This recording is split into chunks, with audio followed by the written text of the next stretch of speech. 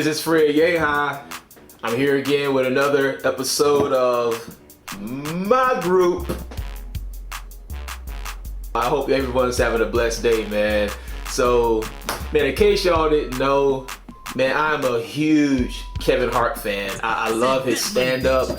I love watching his motivational videos and his interviews. Like, the dude is hilarious, but he has a lot of substance. I even took the time to even read his book, which was very, very insightful. I was surprised at some of the parallels between the stand-up comedy and with the professional wrestling. In case you guys don't know, I am a professional wrestler. My name is Fred Yehi. I've been doing it now for almost 8 years at this point. Kevin Hart did a bit in his Seriously Funny, and it was probably my favorite piece out of the entire stand-up. And it was his first time cursing. So I thought it'd be a really, really cool idea for me to share with you guys my first time cursing. So again, in case you all didn't know, I grew up in Daytona Beach, Florida. I had a very good upbringing. In my household, my mom and my dad. My mom, she was single at the time, but she didn't raise us up to use profanity or anything of that such. We were in church.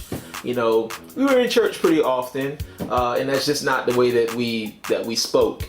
However, I would overhear other people from time to time using profanity, so I knew what it was, but I just knew that it just wasn't a good thing to do. I knew that it was bad, and I knew that if my mom ever heard me curse, I was gonna get that. Well, anyhow, so I was probably 3 years old, if I recall. Yes, actually, I was 3 years old. I was attending St. Timothy Head Start in Daytona Beach, and my mom, she had a friend who lived in the apartment complex right down the sidewalk. I'm not gonna disclose her name, but it was her friend. I didn't really like her friend too much. To describe her, she was really, really, really, really short. My 3-year-old mind, I equated someone who was that short, they were like a kid like me.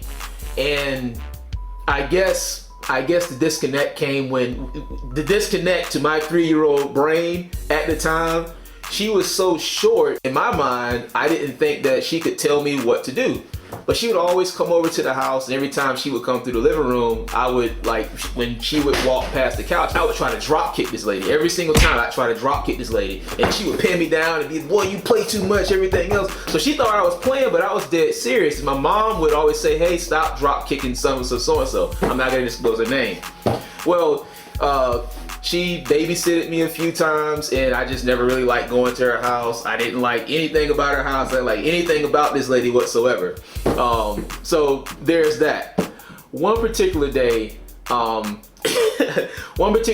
mom couldn't pick me up from my Head Start, and she had her friend come and pick up me, and her daughter also attended this Head Start program, but she picked us up from the Head Start. My mom had something she had to do on her end. Maybe it was school, maybe it was work related, I'm not really sure. But so she came and she got us from the Head Start, and which I already didn't like. And I had to sit in the back seat. She had, we both had to sit in the back seat. We were only 3 years old at the time. So I'm already pouting. I really didn't like this lady.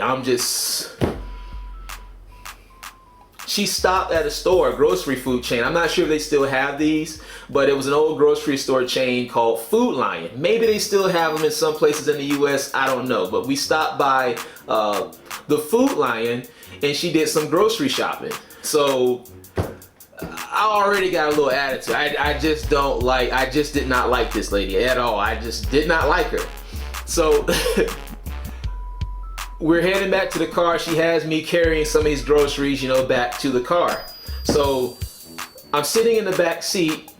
She's taking her time getting back in the car. I start going through her groceries. I see that she has packs of Kool-Aid in one of the bags. So I'm like, I wonder what they actually taste like. because I wouldn't dare do this to my mom's groceries, but with this lady, because I didn't like her, I'm like, hey, you know what? It's worth the risk. So the drive back home was maybe, I think she made a few more stops, if I'm not mistaken. So it took maybe like another 20 minutes before we had gotten back home. So I grabbed 2 of her packs of Kool-Aid and I started opening them, and I started just like tasting the Kool-Aid.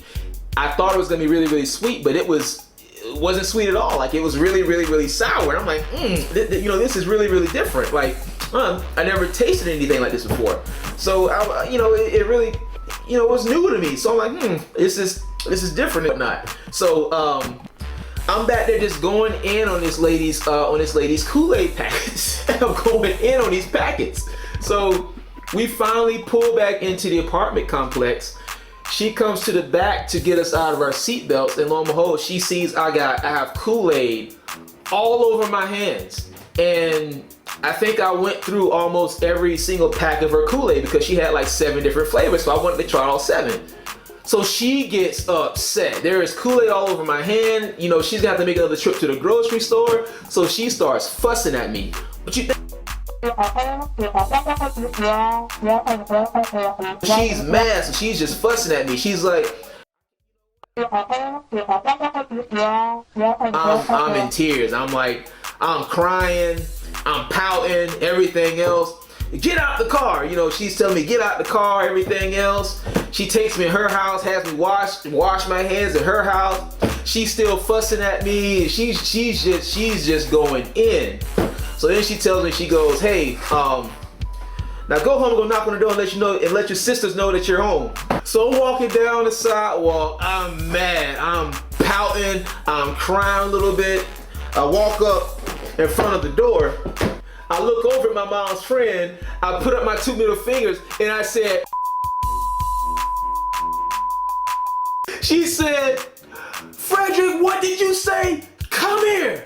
At this moment, I panicked. She starts walking, her little leg. She starts walking down and stuff. Well, what you think you do? Don't you have a toilet? I start banging on the door for my life. I'm banging, screaming, let me in, let me in. My older sister opens the door. As soon as that door opens, I jet inside the house. I run straight to my room, close the door, lock it, and I hide under my bunk bed. I don't know what that was. I don't really know. Come on, like, I'm not going anywhere. So I'm under my bunk bed, I'm hiding. Next thing you know it, they come to the door is locked, they pick the lock. I see my mom's friend walk in, her little itty bitty little legs walking by her. She's real short. She's walking by the bed, tells me to get under the bed. I'm not coming under the bed. She reaches under. I'm not sure if it was her or if it was my sister. They reach under, pull me from under the bed, and then, I'm crying, everything else. She picks me up, sits me on the bed, looks me in the face. Don't.